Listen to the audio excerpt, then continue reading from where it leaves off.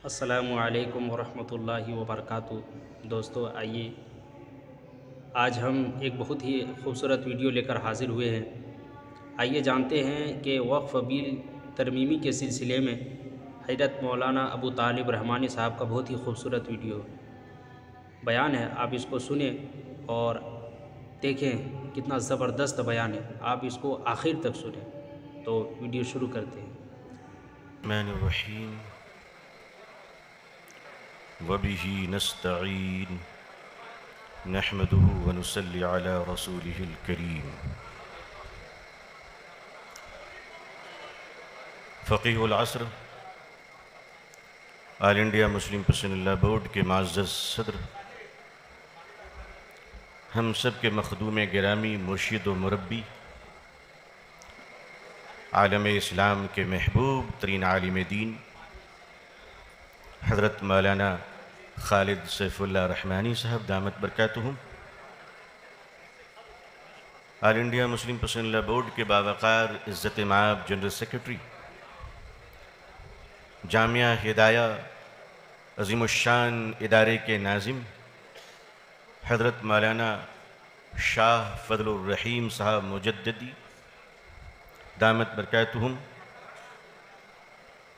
All India Muslim Personal Board के कौमी तर्जुमान जनाब सैयद कासिम रसूल इलियास साहब मद्ददिल्लाहुल आली,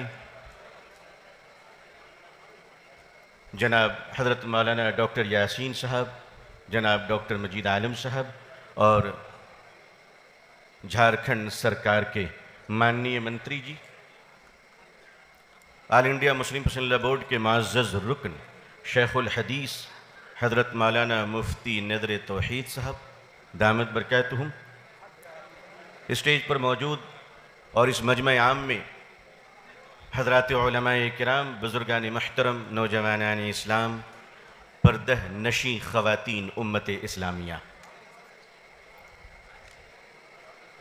ये आज का ये अज़ीमुश्शान प्रोग्राम बहुत सारे हिचकोलों से बचा कर यहाँ तक पहुँचा है।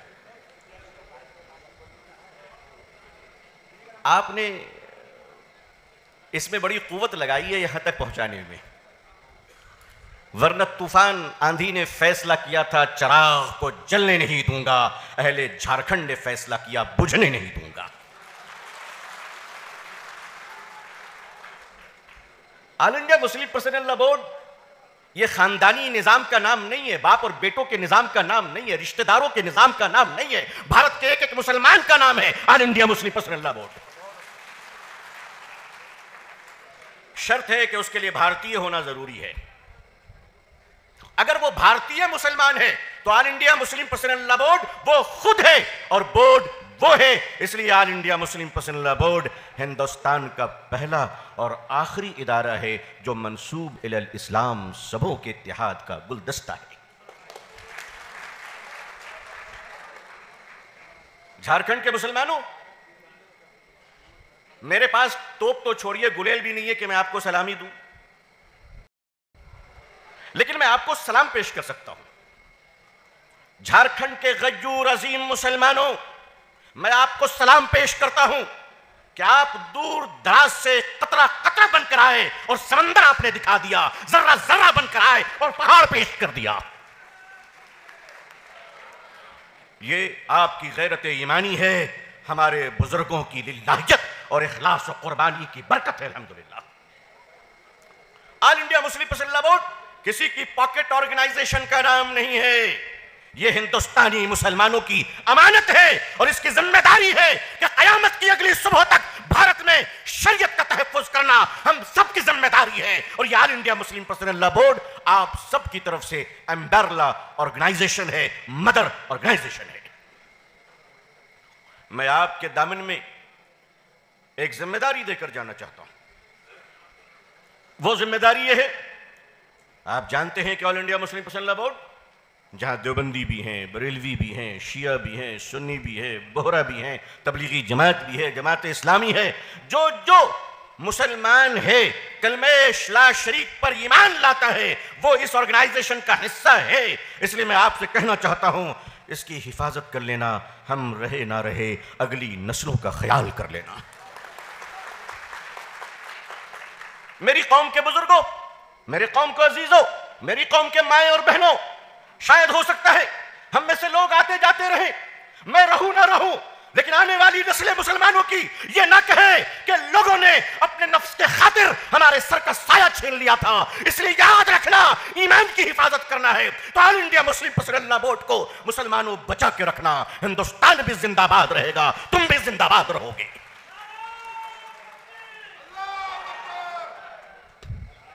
मैं आपसे साफ साफ कहना चाहता हूं, अपने बुजुर्गों की मौजूदगी में मैं अपने बड़ों की आंखों में आंसू नहीं देख पाता हूं। मैं जानता हूं कि हमारे अकाबरीन दिन रात इस गम में रो रहे हैं। हजरत मौलाना खालिद सैफुल्लाह रहमानी साहब, मैं अजीज हूं, हजरत की मौजूदगी में कहने की जुर्रत कर रहा हूं, इस उम्र पीराना साली में जिस आदमी एक हफ्ते से बीमार हो, जयपुर में उल्टियां आई हो, उसके बाद भी अगर रांची आया हो तो ये दीन की मोहब्बत नहीं तो तुम बताओ क्या है? तुम बताओ क्या है? हमारे अकाबरीन आज रो रहे हैं, उनकी आंखों में आंसू है कि हिंदुस्तान की अगली नस्लों के ईमान की हिफाजत करनी है। हम मुसलमान हैं, इस बात की शपथ लेते हैं कि अपने मजहब की भी हिफाजत करेंगे। ए हिंदुस्तान, हम तेरी भी हिफाजत करेंगे। ये भारत के करोड़ों हमारे हिंदू भाई, जिनके प्रेम, आशा और आशीर्वाद से भारत के सभी तबके मिलकर चल रहे हैं, तुम 1000 कोशिशें कर लो, तुम लड़ा नहीं पाओगे। इसलिए कि भारत की मिट्टी में ऐसी बरकत है कि लड़ने के बाद ये मिट्टी मोहब्बत मांगती है। ये मिट्टी मोहब्बत मांगती है। राजनीति का खेल चलता रहेगा, राजनेता अपने कर्तव्य को दिखाते रहेंगे। साइंटिस्ट कहते हैं कि एक बिल्ली 100 किस्म की आवाज निकाल सकती है, मगर आज तक साइंटिस्ट ये पता नहीं चला सका कि एक राजनीति कितने किस्म की आवाज निकाल सकती है। इसलिए हमें अलर्ट रहने होंगे, ये हमारी जिम्मेदारी है। भारत सरकार बड़ी शक्तिशाली है, मैं बहुत छोटा आदमी हूं, उन्हें कुछ कह तो नहीं सकता, लेकिन एक भारतीय नागरिक होने की हैसियत से इतनी विनती तो कर सकता हूं कि महाशय जरा संभल के, ये देश लोकतंत्र से चलेगा, शक्ति तंत्र से नहीं चलेगा। हम आदर सम्मान करते हैं, माननीय को माननीय कहते हैं, इज्जत माप को इज्जत माप कहते हैं, मगर यह कहते हुए कहना चाहते हैं कि इस देश की मिट्टी में, भारत की मिट्टी में अहंकार के लिए कोई जगह नहीं है, अत्याचार के लिए कोई जगह नहीं है, मानवता को कुचलने की शक्ति के लिए कोई जगह नहीं है। लोग आते गए, लोग जाते गए, जब जनता खड़ी होती है तो अत्याचारी कैसे भागते हैं, यह कोई अंग्रेजों से पूछ ले कि तुम भागे कैसे थे। ऑल इंडिया मुस्लिम पसंदीदा बोर्ड को इससे कोई मतलब नहीं कि कौन सी पॉलिटिकल पार्टी का एजेंडा क्या है, उनका डंडा क्या है, उनका झंडा क्या है, उनके दिन का खाना क्या है, रात का खाना क्या है। ऑल इंडिया मुस्लिम पसंदीदा बोर्ड सिर्फ इतना कहना चाहता है, जियो और जीने दो, तुम भी मुस्कुराते रहो, हम भी मुस्कुराते रहें, तुम्हारे मंदिरों की आरती भी महफूज रहे, मस्जिदों की आवाज, अजान की आवाजें भी जिंदा रहे। हम शरीयत की हिफाजत चाहते हैं। हम चाहते हैं कि एक मुसलमान को भारत के संविधान ने जो आजादी दी है, वो आजादी ये कि अगर कोई अपनी बेटी की शादी, हमारा हिंदू भाई अग्नि के फेरे लगाकर करना चाहता है, दुनिया का कोई कानून उसे रोक नहीं सकता। मुसलमान अपनी बेटी की शादी अगर अल्लाह और उसके रसूल सल्लल्लाहु अलैहि वसल्लम के कानून के मुताबिक करना चाहता है तो दुनिया की कोई ताकत उसे भी नहीं रोक सकती, नहीं रोक सकती। और हम मुसलमानों को कहेंगे कि मुसलमानों, आपकी लड़ाई अपने नफ्स से हो और आप ये तय करें कि शरीयत पर जिएंगे और शरीयत पर मरेंगे इंशाअल्लाह।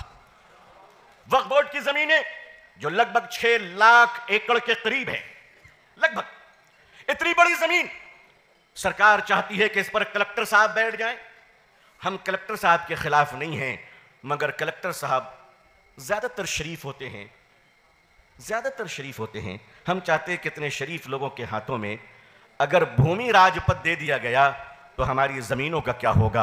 माननीय सरकार, हम आपको सरकार चलाने के लिए लाए हैं, अडानी अंबानी के साथ रियल एस्टेट का बिजनेस करने के लिए नहीं लाए हैं। आपने मुसलमानों के वक्फ की जमीनों को क्या बंबई के धारावी की झुग्गी झोपड़ियों की जमीन समझ रखा? नहीं, ये जमीनें हमारे बुजुर्गों ने, हमारे बड़ों ने, हमारे बाप दादा ने, हमारे देश के गयूर ईमानदार मुसलमानों ने ये बिलीवर चैरिटी है। उन्होंने मुसलमानों की फलाह के लिए खैरात किया है। हम सरकार से कहना चाहते हैं कि हमारी जमीनों पर हमें तरक्की करने का मौका दो। मुसलमानों की गरीबी खत्म हो गई तो मुसलमान अपने पैसों का इस्तेमाल भारत के निर्माण में लगाएगा, देश तरक्की करेगा। लेकिन चोर दरवाजे से हमारी जमीनें लेने की कोशिश की जा रही है। आप जमा हो गए यहां पर, ऑल इंडिया मुस्लिम पसंदीदा बोर्ड और हमारे बुजुर्गों ने तय किया कि अवामी बेदारी लाई जाएगी, लोगों में जागरूकता लाई जाएगी, लोगों को बताया जाएगा कि ये तुम्हारी जमीन है, तुम इससे गाफिल थे, आज तुम जिंदा हो जाओ। भारत सरकार से हम इतनी विनती करेंगे, गुजारिश करेंगे कि इस देश में ऐसा अमन कायम कीजिए कि भारत अमेरिका से ज्यादा पावरफुल हो, चाइना से ज्यादा पावरफुल हो, ताकि हम इस देश में इस तरह जिए कि मुस्कुराते रहें। और हम ये बता देना चाहते हैं, हमारे बुजुर्गों ने ऐलान कर दिया है कि ये जमीन 1 इंच भी हम किसी को लेने नहीं देंगे इंशाअल्लाह। और हां, लोकतंत्र में रहते हुए, भारतीय जमहूरी तौर और संविधान के दायरे में रहते हुए जितनी दूर जाना होगा उतनी दूर जाएंगे। अगर जेल भरना रहा तो जेल को भी खैराबाद कर देंगे।